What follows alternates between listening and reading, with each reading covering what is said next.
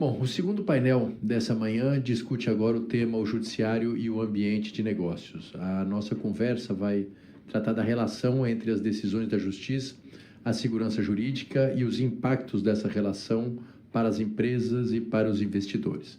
Então, para essa conversa, eu já convido ao palco o querido ministro Jorge Messias, advogado-geral da União.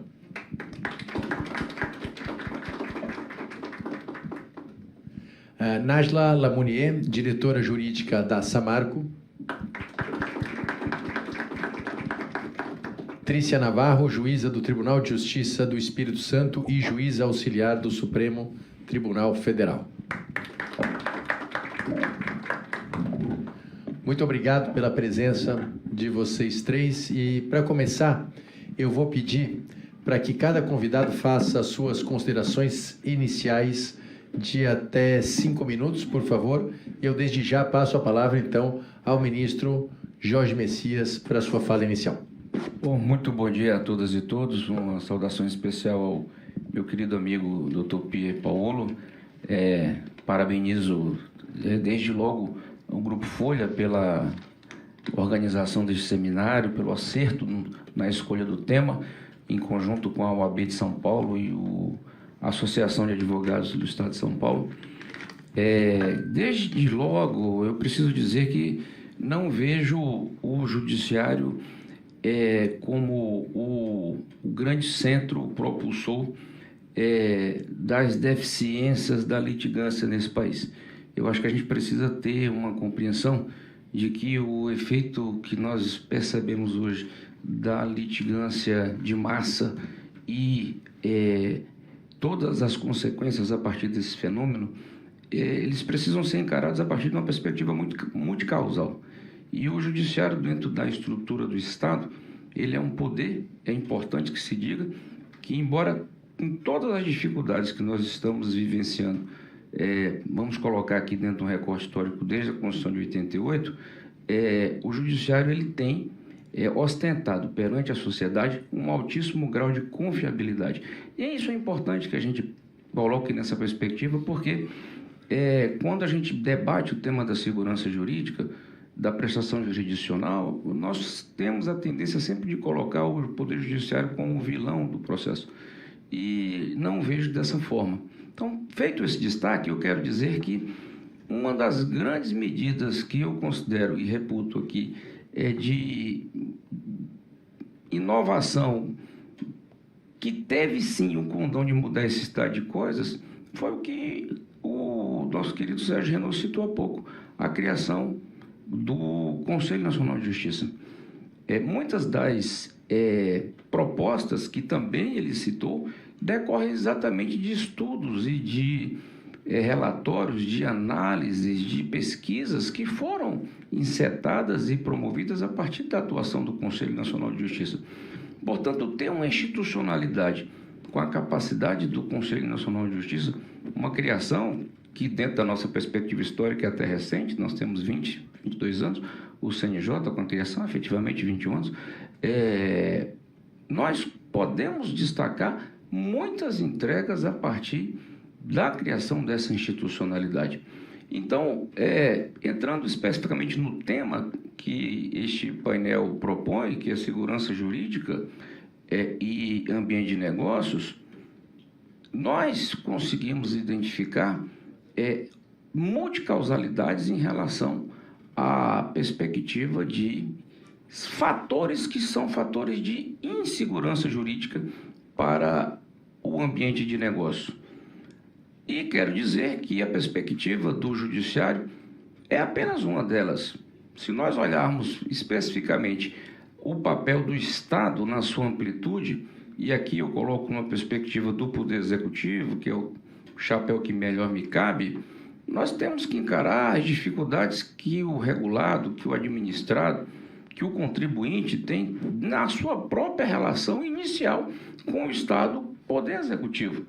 Então, desde logo, eu preciso dizer que antes de as demandas chegarem ao Poder Judiciário, nós temos dificuldades que precisam ser encaradas com muita maturidade e consciência institucional que decorrem da própria relação do Poder Executivo com o contribuinte, com o regulado, com o administrado.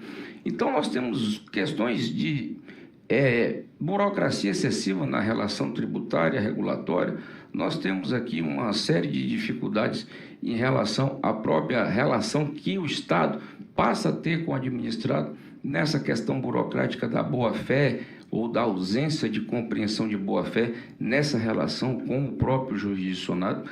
E, na perspectiva do Estado, é importante olhar também, para além da questão tributária, que é um aspecto importante, olhar o papel do Estado como regulador e as demandas que aí decorrem, não só numa visão econômica direta dos atores econômicos regulados, mas também dos consumidores que são, obviamente, alcançados pelo papel regulatório do Estado. Então, eu acredito que este fenômeno da insegurança jurídica que se reverte no excesso de litigância, e os números são impressionantes, aqui foram citados 75 milhões de processos que nós herdamos de 2025, embora esteja caindo, mas isso coloca o Brasil só no plano administrativo com o número de 7 vezes mais processos por habitante do que a média da União Europeia. Isso em si já é uma tragédia. Portanto, eu quero colocar nessa perspectiva. Temos de falar como um fenômeno multicausal, compreender como um fenômeno multicausal e tratá-lo desta maneira, para que nós possamos, a partir de um diagnóstico claro, apresentar propostas, de fato, corretas e que endereçam, digamos assim, com eficiência o problema. Muito obrigado pela iniciativa e estou à disposição. Obrigado, ministro. Então, desde já, passo a palavra para a Najna Labonier, diretora jurídica da Samaro. Obrigada. Bom dia a todos e a todas. Cumprimento aqui ao auditório e também aqueles que nos escutam online. Eu queria inicialmente agradecer o convite da Folha. Tenho muito respeito e consideração por essa casa. Acho que a Folha presta um grande serviço à democracia e ao país. E cumprimentar aqui em especial meus colegas de painel, Dr. Jorge Messias, tive o prazer aqui de revê-lo, depois de um processo longo, exaustivo e exitoso, que eu vou mencionar aqui, pelo qual passamos, doutora Trícia, igualmente, e o do nosso mediador, Dr. Pier Paulo Bottini. Pois bem, o tema aqui que nos cabe, judiciário e o ambiente de negócios. Eu penso que o Poder Judiciário, ele tem um papel relevante para o desenvolvimento econômico, para a iniciativa privada, para garantir um crescimento econômico sustentável. E por quê? A iniciativa privada, o empreendedorismo, os empreendedores precisam de segurança jurídica, precisam de previsibilidade, precisam de ter um ambiente que confiem no poder, nas decisões que vêm do Poder Judiciário. Falamos há pouco, o Dr. Jorge Messias mencionou, o número de processos que existem no Poder Judiciário, o número de ações que são propostas anualmente, e isso complica e torna desafiador que as decisões venham de forma segura e de forma célere. E esse é um ambiente que a iniciativa privada precisa. Portanto, quero aqui fazer um convite para que pensemos em como soluções alternativas desses conflitos possam ser mais exercitadas, né? No primeiro painel falamos um pouco sobre a dificuldade dos operadores de direito, a doutora Manuelina falou muito bem sobre isso, como que chegamos no exercício da advocacia com o ímpeto do conflito e da provocação ao Poder Judiciário para que tenhamos as decisões. Então, é importante, e essa é a minha provocação, convidar e exercitar com o Poder Judiciário uma outra forma de solução. E a gente vem experimentando algumas hipóteses e alguns exemplos em que o próprio Poder Judiciário ele exerceu essa função de conciliação. Gostaria de mencionar aqui, no caso da Samarco, nós tivemos um acordo, né, o acordo de repactuação que foi feito em 2024, em que o Tribunal Regional Federal, o próprio CNJ, iniciou o processo de conciliação e conseguimos fazer uma conciliação que foi super exitosa, foi a maior conciliação já tida no país em relação ao rompimento da barragem de Fundão, de responsabilidade da Samarco, e aqui um parênteses, né? Sempre que falamos sobre o rompimento, nós lamentamos o ocorrido, é um marco que tanto a Samarco quanto suas acionistas nunca vão esquecer. E nesse exercício, nessa hipótese, o que aconteceu? Fizemos um acordo com a União, estados de Minas Gerais e Espírito Santo, para pôr fim a diversos litígios. Conseguimos pôr fim a quase 300 ações civis públicas e mais de 20 mil processos individuais. E com esse acordo, estamos podendo ter regras claras, saber o que fazer para endereçar todo o dano social e ambiental que foi causado, e com isso ter previsibilidade. Então, é um exemplo que eu gostaria de trazer. Além do TRF, além do CNJ, tivemos a homologação pelo STF e continuamos tendo o acompanhamento pelo TRF, no qual também já tivemos alguns exemplos de uma própria mediação que também vem acontecendo, ou seja, problemas que estão sendo gerados desse acordo estão sendo resolvidos também com conciliação. Então, a minha provocação, além dessa mudança de forma dos operadores de direito, é também exercitar com todos a possibilidade do Poder Judiciário, além de solucionar conflitos da forma em que colocam as decisões, emitem as decisões, que talvez possa também exercitar a sua prestação jurisdicional fazendo a mediação de conflitos. Talvez conjugando várias formas a gente vai conseguir ter um poder judiciário que atenda de uma forma democrática a todos os anseios da sociedade. Muito obrigada. Muito obrigado, Nájila. E depois dessas considerações, passo a palavra para a juíza Trícia Navarro, juíza auxiliar do Supremo Tribunal Federal. Bom dia a todos e todas. Quero agradecer imensamente o convite que me foi formulado e o faço na pessoa do Ricardo Baltazar. Quero parabenizar a Folha, a ASP, a OAB São Paulo pela iniciativa, esse evento que eu tenho acompanhado desde a semana passada e que está realmente incrível. Realmente a minha provocação está muito na linha de que todos falaram anteriormente. O que o Judiciário tem feito de inovador para transformar o sistema de justiça, para melhorar a qualidade da prestação jurisdicional. Aqui muito se falou em custo, né? Custo financeiro especialmente. O Poder Judiciário tem um custo financeiro enorme com a judicialização. O poder público tem um custo enorme com a judicialização, da mesma forma as empresas. Mas além do custo financeiro, a gente tem que pensar em outros custos da judicialização, como, por exemplo, a credibilidade, a fidelização dos clientes. A gente tem que pensar no investimento estrangeiro, que muitas vezes deixa de chegar ao Brasil justamente por conta da judicialização. Então, todo esse custo ele tem sido avaliado e, por meio de diversas reformas legislativas, nós estamos investindo muito em consensualidade e desjudicialização. Isso já foi falado aqui um pouco no painel anterior e também nesse painel, que isso tem sido realmente transformador da nossa jurisdição. Não só a nossa jurisdição comum, como também a nossa jurisdição constitucional.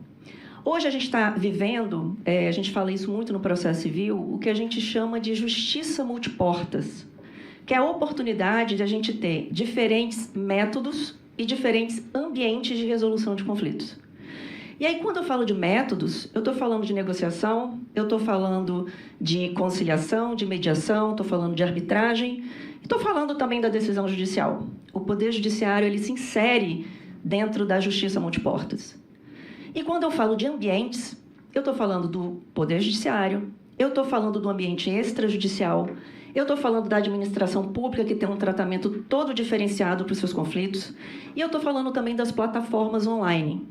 Se a gente reparar, algumas plataformas de vendas têm tido bastante cuidado de institucionalizar a solução de conflitos dentro da própria plataforma, Para quê? Para fidelizar o cliente não ir para outra plataforma. Então, esse sistema de justiça multiportas, hoje, é uma política judiciária do nosso sistema de tratamento adequado de conflitos. E todos os tribunais têm implementado essa política judiciária nacional de tratamento adequado de conflitos. E isso chegou no STF. Passou por todos os tribunais têm investido na constitucionalidade, e isso chegou no STF. O STF hoje tem um núcleo de solução consensual de conflitos, que faz conciliação, que faz mediação e faz também cooperação judiciária. Então, isso é muito inovador, e principalmente quando a gente fala de cortes constitucionais. Isso, claro, tem sido objeto de reflexão, de amadurecimento, de críticas, mas o fato é que o Supremo Tribunal não só tem feito importantes acordos, como foi a homologação do caso de Mariana, como foi o caso do INSS, como também ele está se abrindo para um maior diálogo. Isso é muito interessante observar, porque o Supremo, a parte de fazer também, né, de ter os julgamentos, de fazer a conciliação, de fazer mediação, ele tem feito, por exemplo, audiências de contextualização nos processos estruturais. Ele tem feito reuniões técnicas em processos de grande complexidade. E isso tudo, essas técnicas são técnicas que interagem entre si. Então, se não tiver acordo, no mínimo, isso vai servir para qualificar a tomada de decisão do ministro. Então, essas inovações, ela tem transformado, o que eu falo, que hoje o nosso Supremo é um Supremo Tribunal Federal multiportas, que se abre ao diálogo, que tem realmente, como dizem, uma caneta forte, né? Os ministros, ele tem o poder de uma caneta forte, mas que ao invés de julgar o sim ou não, aquela dicotomia do procedente e improcedente, ele está abrindo ao diálogo para que todos possam contribuir, para que haja uma colaboração entre todos os envolvidos, para que especialistas sejam ouvidos, a Miticuri também tenham a sua parcela de contribuição, e tudo isso para qualificar a jurisdição constitucional. Obrigada. Muito obrigado. Bom, para fazer a mediação aqui e trazer algumas questões, queria começar com o ministro Jorge Messias. Quando a gente fala em segurança jurídica, eu acho que o principal problema que se detecta é a morosidade, né, a lentidão. E quando a gente olha as causas da morosidade, a gente percebe que no Brasil não é o baixo número de juízes, a gente tem 90 mil juízes no Brasil, não é a baixa estrutura material do judiciário, né, se gasta um volume razoável de recursos com o judiciário, e também não é a falta de trabalho do juiz, né? O juiz brasileiro dá 11 decisões por dia, muito mais do que o juiz europeu. Então, você tem um sistema com muito juiz, com muito gasto, que trabalha muito. Então, essa lentidão, como foi dito aqui, vem da litigiosidade, do excesso de litigiosidade. Um juiz hoje, a gente tem um número de 38 casos por 100 mil habitantes, que é muito maior, como você mesmo disse, do que a Europa.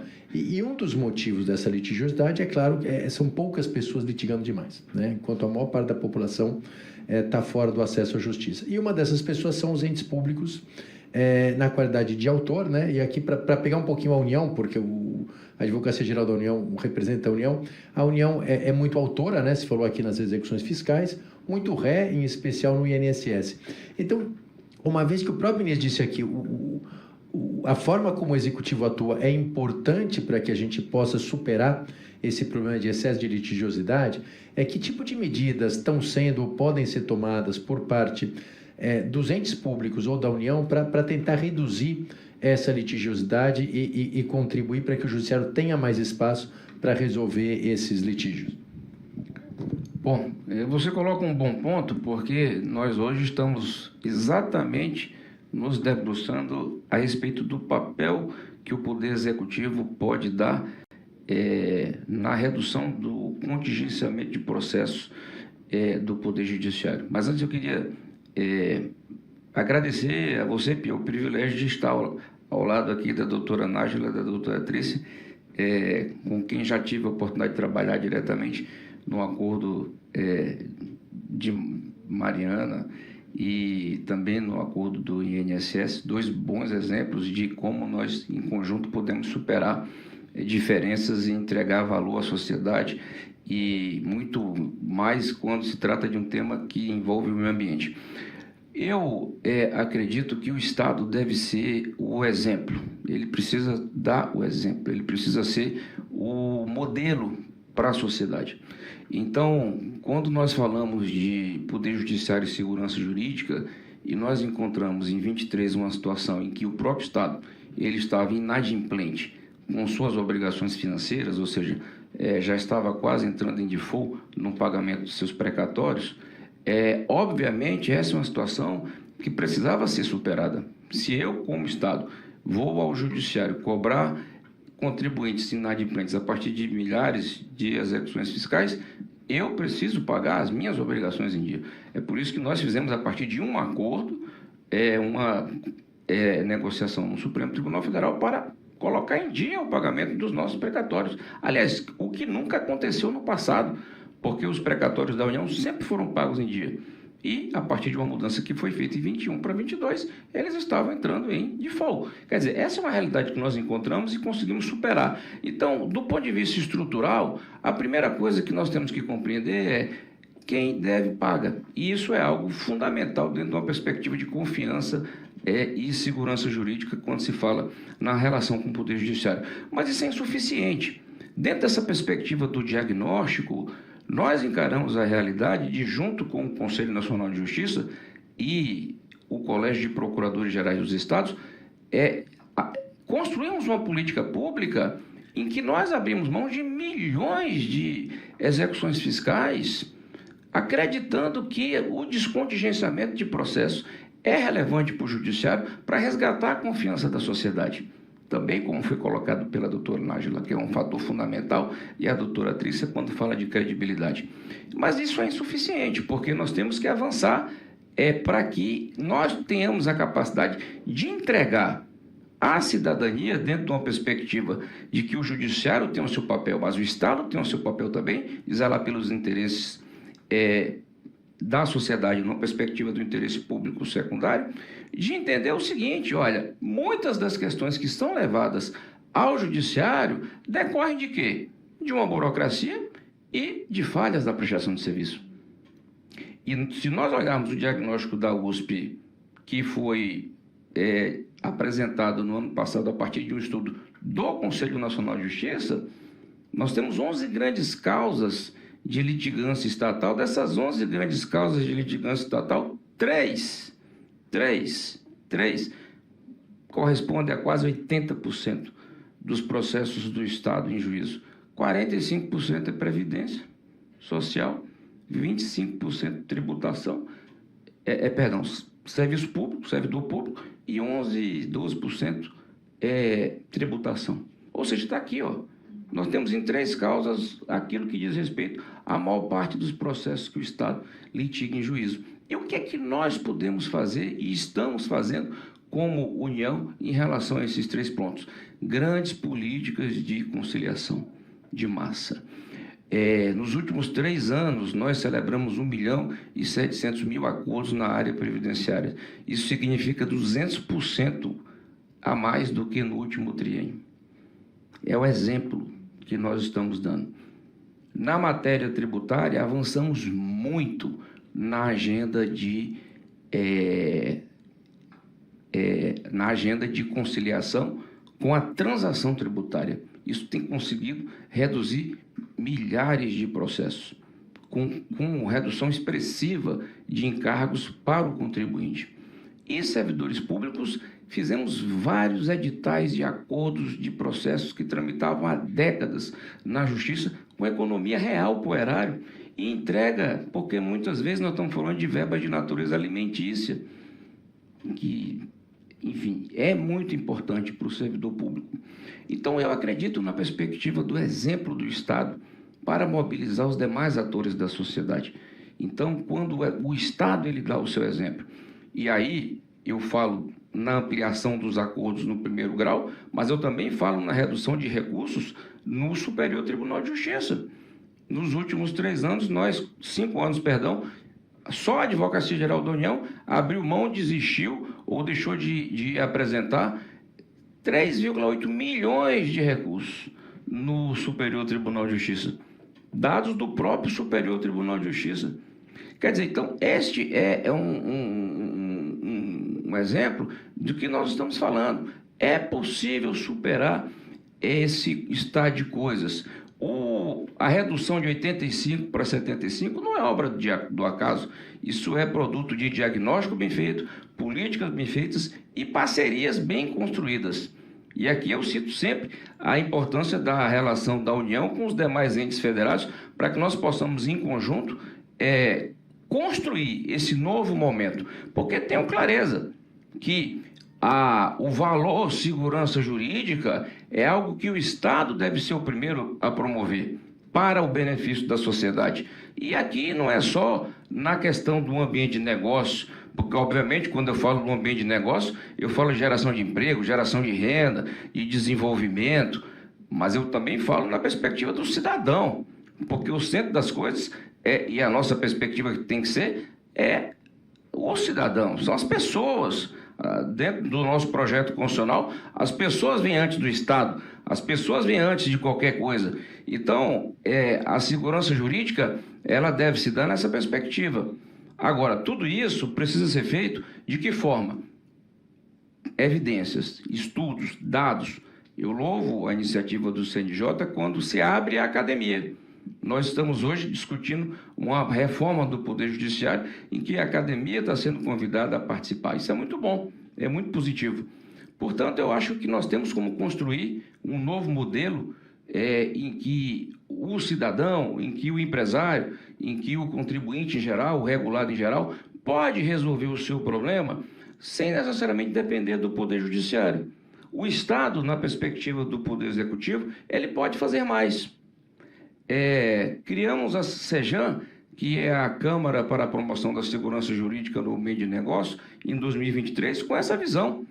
E hoje temos mais de 60 entidades representativas de todos os setores econômicos participando da CEJAN conosco para diagnosticar com clareza as grandes causas da insegurança jurídica, notadamente em 2 eixos, tributação e regulação. E já temos muitas entregas para a sociedade nessa perspectiva. Portanto, eu acredito que existem pistas, que nós já aqui citamos algumas, que podem nos levar a um novo patamar, por assim dizer, civilizado no que diz respeito à promoção da segurança jurídica para a melhoria do ambiente de negócio. Pedro.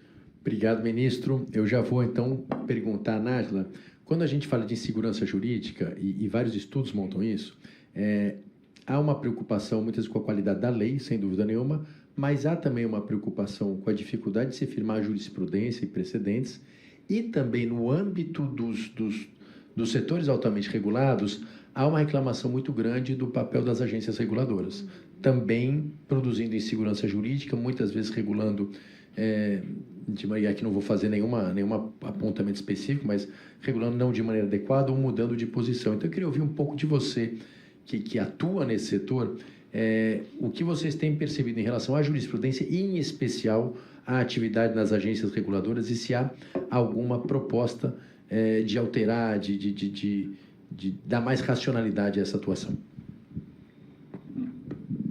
Ótima pergunta, Pierre Paulo. Como já, acho que bem colocado aqui pelo Dr. Jorge Messias e também no primeiro painel, são vários fatores, né?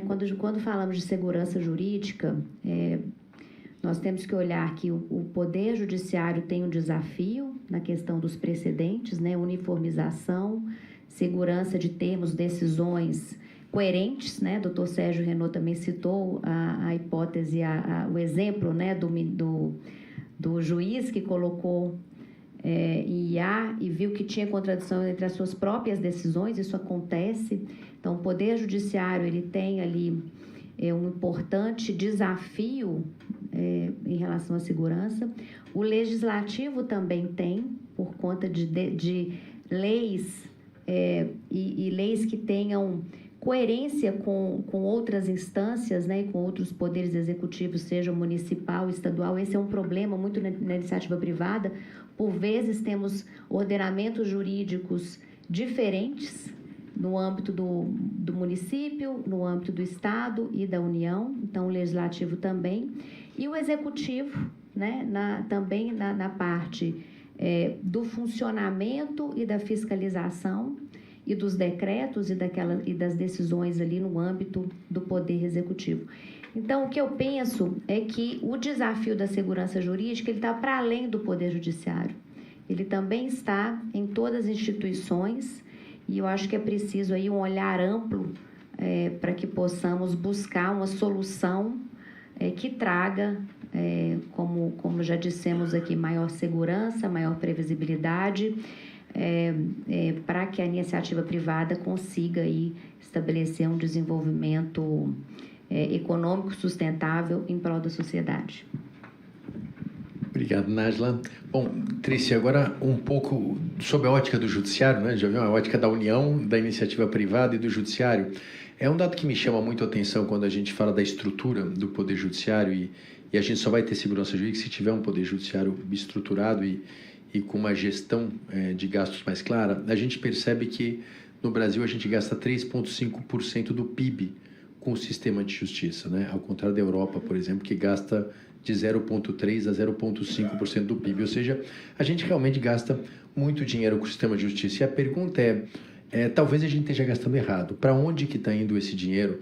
E de que forma a gente pode realocar isso para ter um sistema que corresponda às demandas e que solucione essas demandas de maneira mais rápida, né? Há quem diga que é uma questão salarial, e eu não quero entrar aqui na questão de salários, eu não acho que não é o tema, mas realmente há um gasto muito grande com o pessoal, é possível alocar isso de uma maneira mais racional, que gere mais resultados. Eu acho que, como você está de dentro e conhece isso, seria muito importante a gente ter um pouco essa visão do ponto de vista do judiciário. Bem, o judiciário ele tem tentado, ele representa, como você bem falou, 1,3% do PIB brasileiro, então realmente é um gasto muito grande com a judicialização, e eu também não vou querer entrar na questão da remuneração, mas o fato é que o CNJ ele tem trabalhado em várias frentes, em várias políticas públicas para tentar racionalizar o gasto da justiça. Então, o investimento em tecnologia, o investimento em soluções consensuais de conflito, o investimento em políticas de desjudicialização, todos esses formatos de política judiciária, ele tem sido feito especialmente pelo Conselho Nacional de Justiça. Eu acho que isso não é uma política simples, não é uma política de curto prazo. Eu acho que a gente vai ainda depender de alguns resultados que talvez a curto, médio prazo a gente consiga ter, mas é um grande incentivador de políticas para tentar reduzir a judicialização ou otimizar o custo da judicialização do Poder Judiciário tem sido feito pelas frentes do Conselho Nacional de Justiça. Ministro, voltando aqui então para o senhor, essas experiências, porque veja, um dos grandes índices que nós temos de excesso de litigiosidade, que foi até mencionado pelo senhor, é a execução fiscal, né? A gente percebe que os entes públicos eles têm muita dificuldade para levar adiante a execução fiscal, que, para quem não sabe, é quando o ente público busca resgatar alguma dívida. Se ele ganhou uma causa, ele busca, então, resgatar aquele valor, então, de alguém que sonegou imposto ou assim por diante. E existiram no passado, eu não sei se existem até hoje, propostas de desjudicializar a execução judicial, ou seja, tentar tirar uma parte dela do Poder Judiciário e resolvê-la de outras formas. E isso tem essa discussão, isso pode dar resultado, isso é um caminho para que a gente diminua essa litigiosidade nesse campo? Certamente que sim, é um caminho, e na verdade nós já estamos trilhando este caminho. Quando nós pactuamos com o CNJ a redução do volume de execuções fiscais, num grande acordo com estados e municípios, e migramos para a medida de protesto como a primeira medida de, digamos assim, constituição do devedor, nós já estamos dando uma grande contribuição para não levar as demandas diretamente ao Poder Judiciário. A própria União, para citar aqui um exemplo que me é mais próximo, já tem uma medida de ajuizamento de execução fiscal com um patamar muito alto, quer dizer, dívidas acima de R$100 mil. Não é pouca coisa. Quer dizer, nós já estamos dando aí uma racionalidade ao processo de execução fiscal. Então, a adoção do protesto, a adoção do regime de alçada para manejo da execução fiscal, já são medidas que vêm na direção que eu entendo que são medidas corretas. E você toca num ponto que, para mim, é fundamental. A desjudicialização da vida é algo que precisa ser praticado dentro de uma mudança cultural. Até porque no Brasil, e eu acho que é algo que é comum a todos os atores do sistema, não é só ao Estado, o ente privado também tem essa perspectiva, percebe que a primeira medida, muitas vezes, é levar as demandas diretamente ao Poder Judiciário. Então, nós temos que qualificar etapas anteriores para que o Judiciário seja o garante, que é preciso que seja dentro do modelo democrático que nós corretamente abraçamos e devemos zelar, mas que ele não possa ser vulgarizado. Porque daí decorre o elemento confiabilidade, credibilidade, que deve ser cara a toda a sociedade. Então, quando eu digo que o Estado é um modelo, se o Estado é capaz de ampliar a sua conciliação, se o Estado é capaz de desistir de recursos, se o Estado é capaz de reconhecer teses, como nós fizemos agora na portaria da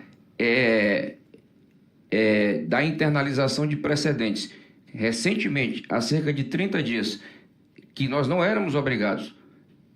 Por que o privado? Por que o empresário? Por que o setor econômico também não pode? Então, eu não posso cobrar a postura do setor econômico quando o Estado não faz. Mas quando o Estado faz, nós temos que dizer, olha, é possível adotar um outro caminho. E no caso do Estado, digo mais, além de entregar direitos com mais eficiência, aqui realizando o princípio da celeridade, também economizamos para a sociedade. Porque muitas vezes um bom acordo é muito melhor do que arrastar durante anos, décadas, processos em que a sociedade, na forma de precatórios, pagará muito mais. Então, na ponta do lápis, você consegue economizar, você consegue entregar direitos, você consegue oferecer dignidade à cidadania, porque quando eu falo do Estado, eu também estou falando da prestação de serviços públicos, que são caros à sociedade e são conquistas da nossa era, da nossa geração, pós-Constituição de 88. Então, essas questões estão todas conectadas. Ora, quando eu vou ao Supremo Tribunal Federal, manejo uma ação constitucional e peço que a questão dos descontos associativos do INSS seja levada ao Supremo, para que no Supremo, com as demais funções essenciais da Justiça, OAB, Ministério Público, Defensoria, firmamos um acordo e que, a partir deste acordo, o Estado reconhece a sua falha, o Estado reconhece a sua omissão, em menos de 6 meses, consegue devolver, devidamente corrigido, para quase 5 milhões de beneficiários, o valor que lhe foi ali descontado indevidamente, a partir de um acordo dessa magnitude, esse é um exemplo de que nós falamos, é possível. Como também foi feito nos planos econômicos, só que foi feito lá, demorou muito tempo. A própria conciliação firmada pelo ministro Gilmar no tema 1234, que é uma outra área super importante, que é a área de judicialização na área de saúde, também é um exemplo. Agora, tão importante quanto firmarmos precedentes é a capacidade que o Estado tem de zelar pelos precedentes. E aqui tem um elemento que é muito importante destacar, que é a coerência. E citando aqui também um conto, para pegar o exemplo do nosso querido Sérgio Renaud, nós temos que ser muitas vezes como Ulisses, né? Nos amarrarmos ao mastro para não ouvirmos o canto da sereia e não fugirmos do nosso foco, que é a previsibilidade, que é a coerência, que é a integridade do nosso sistema jurisprudencial.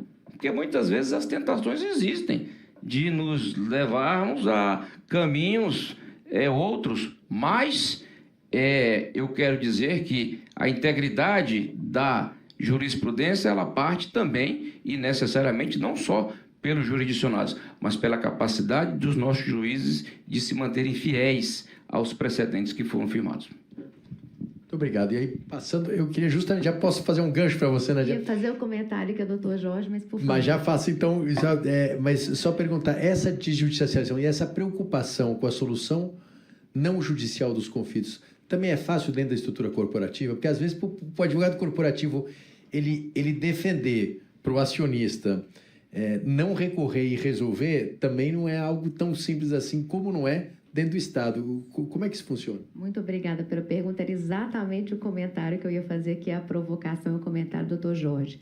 Eu venho percebendo também uma mudança no setor privado, porque existia, como falamos no primeiro painel, sobre os operadores do direito, né? E como que somos ensinados a cultura da litigância, a cultura do recurso, mas a gente vem percebendo também na iniciativa privada, então, além do poder público fazer o seu papel, além do poder judiciário, como eu mencionei anteriormente, está fazendo o seu papel de mediação e de conciliação, eu percebo também na iniciativa privada muito fortemente uma predisposição para institucionalizar as formas de resolução alternativa de conflitos. Então, eu já percebo, e a gente faz isso muito, no sentido de convencer, ter políticas privadas, né, procedimentos internos, em que esse tipo de situação é avaliada. Aonde realmente cabe o recurso, porque existe um direito ali que é importante, ou em quais casos é importante que se concilie. Eu vou repetir aqui, mas o caso da Samarco ele é muito emblemático, porque ele foi um caso que gerou, né, o rompimento da barragem, danos ambientais e sociais nunca antes experimentado no Brasil, sequer no mundo. Então, o impacto ele foi muito alto. E isso serviu para mudar a dinâmica, o pensamento e endereçar formas alternativas. O que se percebeu? Principalmente para grande contencioso, né, simplesmente confiar em decisões do Poder Judiciário não estavam dando o resultado esperado, né, nem para a empresa, nem para os seus acionistas, nem para a sociedade. Então, a importância da gente realmente ver uma forma em que você consegue o resultado com muito mais eficiência, né, e o tempo, ele não joga a favor, né? Os recursos e o tempo, a procrastinação, ele não é um ponto que contribui para o resultado. A gente costuma dizer que uma situação de conciliação e mediação muito bem feita, ele é um ganha-ganha, né? Muito melhor do que uma decisão ali onde alguém vai perder. Então, respondendo aqui o comentário do ministro, a sua pergunta, Pierre Paulo, eu percebo na iniciativa privada, e acho que não é o caso só da hipótese que eu citei, mas eu percebo como um todo, já existindo esse entendimento e essa normatização interna para que acordos sejam feitos. E eu acho que contribui, né, por esse ambiente aqui, a segurança jurídica num ambiente de negócios. Eu vou aproveitar até esses minutos finais para perguntar para a Trícia. Uma das formas de obter essa desjudicialização e a solução alternativa de conflitos vem sendo a arbitragem, né, que é muito vantajosa por um lado, e muitos falam, olha, você tem maior rapidez, às vezes uma qualificação técnica maior, mas por outro lado você tem um custo e você acaba, de certa forma, retirando do Poder Judiciário essa avaliação. Eu que tenho muita curiosidade para saber da ética do juiz, do Poder Judiciário, como é que ele encara a arbitragem, ou seja, é alguém que vem tirando do Poder Judiciário uma parte da sua atribuição, ou é uma solução eficaz, importante, que precisa ser legitimada? Olha, primeiro, eu sou uma fã da arbitragem, né? Eu acho que a arbitragem, todos esses métodos de solução de disputas, eles atuam em conjunto e eles são complementares. Então, o que a gente tem que ver é partir da perspectiva do conflito. Alguns conflitos, eles são resolvidos de forma eficiente no Poder Judiciário. Outros conflitos não. Outros conflitos, por exemplo, questão societária, que tem um alto grau de sigilo, ela talvez seja mais interessante a arbitragem, ou então a conciliação e mediação. O que a gente tem que ver é que a adequação do conflito ao método é o que faz toda a diferença para a eficiência do resultado. E hoje, o que a gente vê é isso, é o empoderamento do cidadão, é o empoderamento das empresas, é o empoderamento do poder público, que hoje ele pode escolher se ele quer ir para o Poder Judiciário, se ele quer ficar fora do Poder Judiciário, se ele quer investir em prevenção ou se ele quer efetivamente brigar até o Supremo Tribunal Federal por uma causa. Então, esse empoderamento que a gente tem hoje de não depender necessariamente da única porta de resolução de conflitos, que é o Poder Judiciário, que é o que a gente tinha há pouco tempo atrás, isso é uma grande transformação do sistema de justiça, não só do Poder Judiciário. E aí, em complementação à desjudicialização, existe um projeto de lei de desjudicialização de alguns atos executivos, passando ou para serventias judiciais, né, para o oficial, ou para os advogados, e ainda está em decisão isso no âmbito, né, de projeto, no âmbito legislativo. Mas isso também eu acho que vai ser muito importante, isso parte de experiências portuguesas, francesas, então eu acho que isso pode ser um bom caminho aqui no Brasil, essa desjudicialização. E uma outra porta de resolução de conflitos, que também é importante e muito próxima do cidadão, são as serventias extrajudiciais. Né? E hoje existe eu tenho uma grande expectativa, já tem isso normatizado, mas os tribunais precisam implementar, que é a possibilidade de conciliação e mediação nas serventias extrajudiciais, que tem grande capilaridade, que hoje estão presentes em todos os municípios, muitas vezes aonde o próprio Poder Judiciário não está, né? São entidades muito próximas da sociedade. Então, esse também é um outro caminho possível, ou uma outra portinha também possível, e todas essas portas, elas interagem. Todas essas portas, elas são importantes e elas interagem, inclusive a arbitragem, que tem feito um papel importante e não retira o poder do judiciário, que continua dentro da sua caixinha, trabalhando no que lhe é mais adequado. E uma caixinha já lotada de coisa. Lotada. Bom, a gente já está com 50 segundos, eu não consigo fazer mais uma pergunta para cada um, então eu queria, antes de passar para as considerações finais, já agradecer imensamente a presença de todos os debatedores aqui. Acho que é um tema muito sensível, a segurança jurídica. Acho que a Folha e a OAB acertaram em estabelecer esse tema para discussão. Eu acho que se a gente não dá mais rapidez, mais racionalidade à resolução de litígios, a gente perde investimentos, a gente perde em segurança jurídica, perde no planejamento das empresas, e isso é muito ruim. Então, acho que foi muito produtiva essa discussão, que de certa forma reuniu aqui o poder executivo, o mundo corporativo e o poder judiciário. Então, acho que esse diálogo é muito importante para que a gente possa construir soluções em conjunto. Bom, então, como diz aqui o meu teleprompter que eu estou seguindo, estamos chegando ao fim desse painel e a gente vai abrir agora um espaço para as considerações finais, com até 3 minutos para cada um dos convidados. Então, vou começar aqui o nosso querido ministro Jorge Messias para suas considerações finais. Parabenizar mais uma vez a Folha pelo acerto na temática.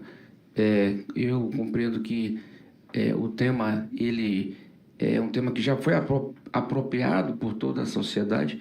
A segurança jurídica como um valor fundamental precisa ser materializado, precisa ser dado concretude. Não pode ser uma expressão vazia. E, como disse, deve ser um compromisso de todos os atores do sistema de justiça, que muito antes de litigar precisam aprender a cooperar. Se nós aprendemos a cooperar mais do que litigar, abrindo mão dessa cultura adversarial, nós conseguimos avançar muito mais.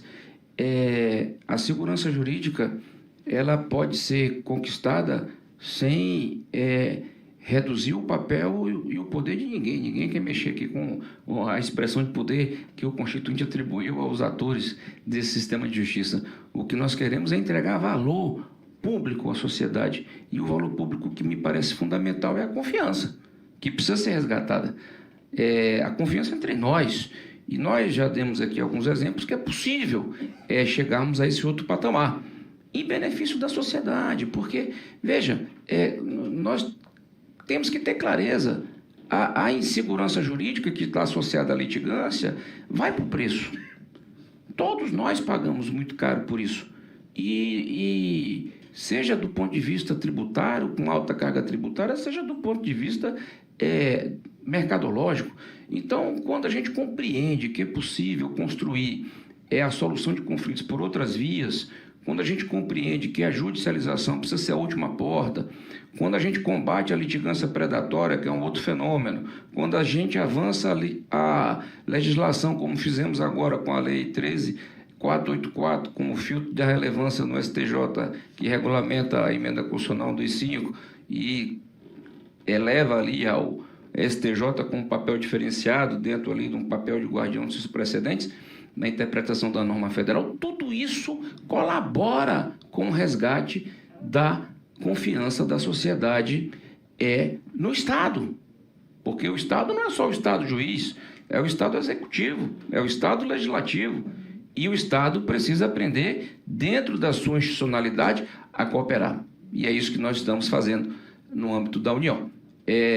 Lá eu brinco que na AGU nós não perdemos nunca mais.